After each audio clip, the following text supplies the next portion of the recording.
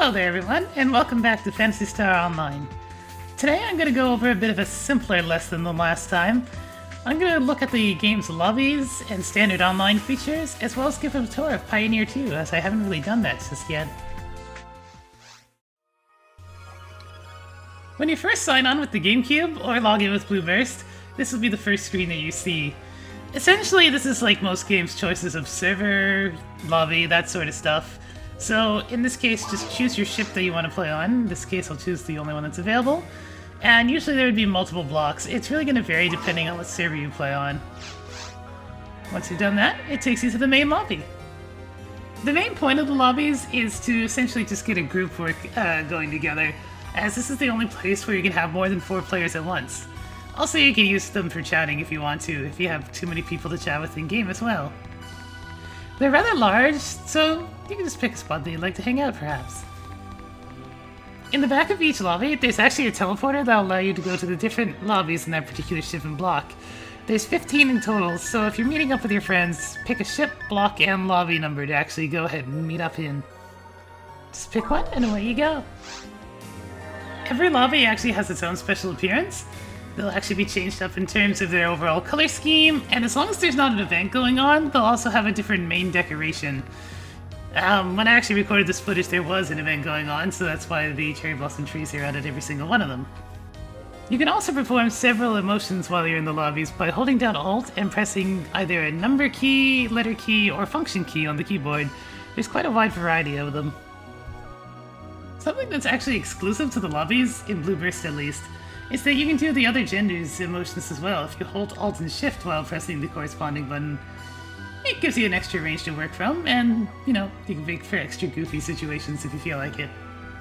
In Blueburst, you're able to actually do the regular emotions while you're in a game too, but the gender crossing emotions, you can only do those in the lobby. It's a little weird, but oh well.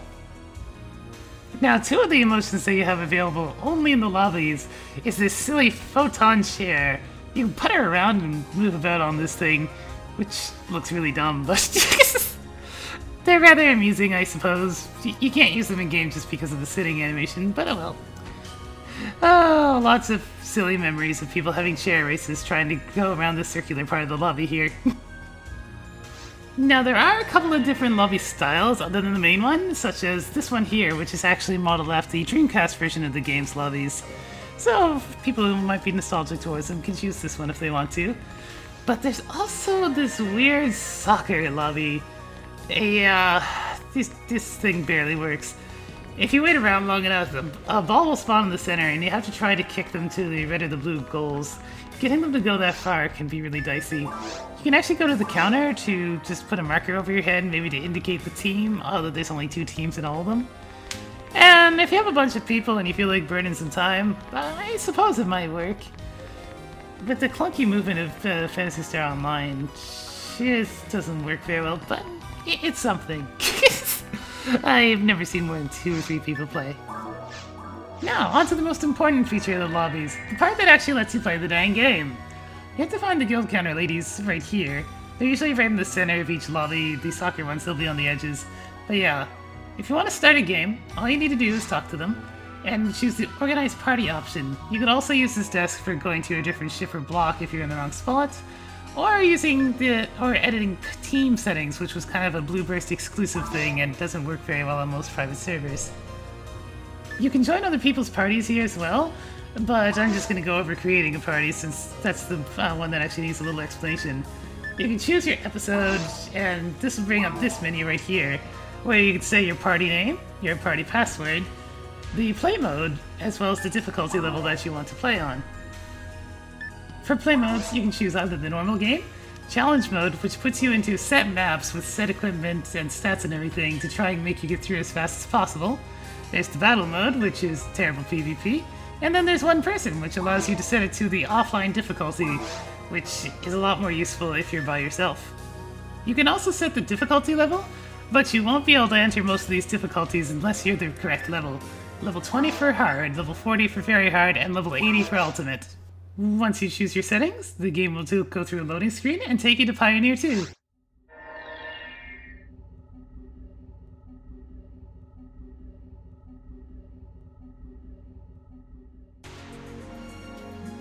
first place you're going to get dropped off once you hit Pioneer 2 is the Hunter's Guild, which is this area right here. There's a couple of things you can do in here by itself, such as it has the portal back to the lobby available if you're not currently, say, in a quest, or if you're not playing the offline version of the GameCube game. You can also go over here to the counter and take a quest if you're looking to get one. The quest list is going to vary depending on if you're playing on single-player mode or multiplayer mode, and of course which particular episode you're playing in. It'll also vary based on the server, as several servers have their own custom quests that you can take part in as well. Quests are actually really good for hunting specific creatures if you know one that has a whole lot of them, so that's generally their main purpose. You can also do the story quests if you're actually interested in that. There's not all that much of note at the main area of Pioneer 2 here. It's just a way to get to anything else. Although, as we do know from before, the portal to get over to these stages is right there on the right. But for now, let's go to the medical bay. The medical bay has one particular purpose, in that you can come here whenever you're not at full health and full status and everything, and pay just a measly 10 Meseta to get yourself back to normal. This will put you at full health, TP, it'll remove all statuses on you. Now I should note that by all statuses, I mean all statuses, including attack and defense bonuses that you can get from shift to end of band. So if you're an android here, you might not want to get rid of them, so just pay attention. Next we have the principal's office, which is normally where the principal and his crew hangs out. He'll always be here on the GameCube version, but on the Blue Burst version it'll vary because some servers have gotten rid of him and put the quests that you could have actually taken here down at the Hunter's Guild instead. Which, you know, it makes a bit of sense, so I can understand. But for now, he's not here. You can see him in quests if you really want to talk to the old geezer. The next spot to talk about is the shops. And the funny thing is, you're not actually going to be doing much shopping here, as the equipment you get from the shops is kind of outclassed very quickly in this game.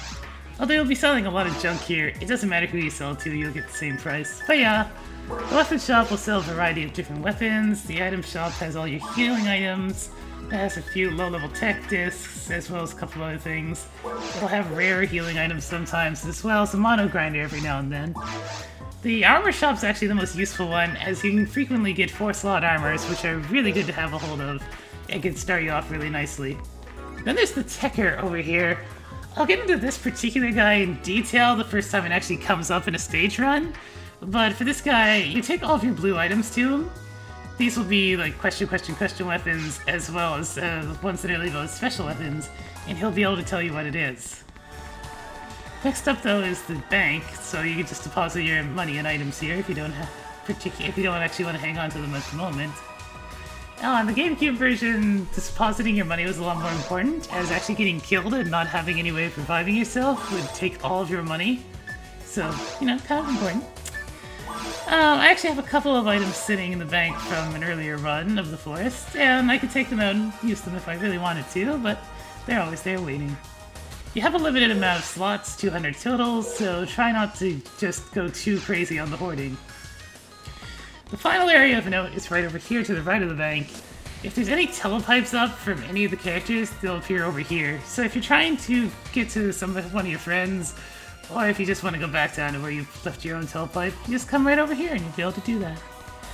But that's pretty much it for Pioneer 2, so yeah. Hopefully this explained a few things, helped you out. Thank you very much for watching, and I'm going to see you next time at the caves. I'm not terribly excited, the caves aren't all that exciting, but you'll see.